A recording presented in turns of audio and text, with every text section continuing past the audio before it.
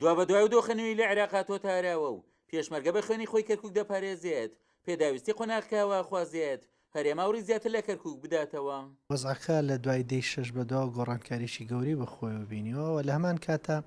پێویست بەوە کە ئێستا حکوومەتی هەرێم زیاد لە جاران احتیمامی ئیداری بەم ناوچانە بداوە هەوڵ بدە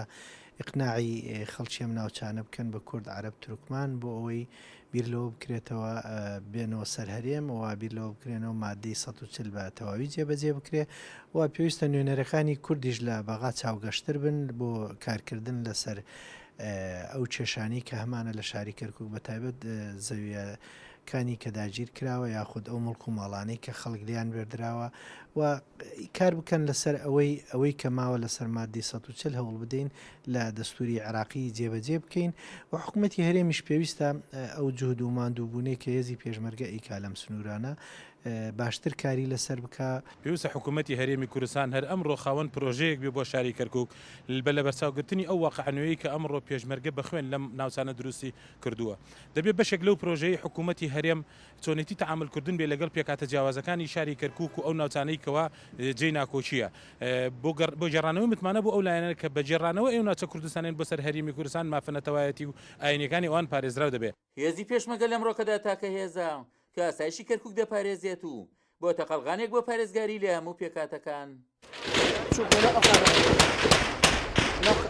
ئێستا لەسەر ئەرزی واقع هێزی پێشمەرگەی کوردستان تاکە هێزەکە کەرکووک ئەپارێزێ و هیچ هێزێکی تر نییە دیفاع لە کەرکووک لە ئەمنێتی کەرکووکە و لە هاوڵاتیانی کەرکووکە بۆیە بە تاکید هێزی پێشمەرگەی کوردستان شەهیدی زۆری داوە و خوێنی زۆری ڕشتووە و ئەتوانین بڵێن جهودێکی زۆری سەرف کردووە و زیاتر لە 6 مانگە بە خوێنی شەهیدەکانی خۆمان و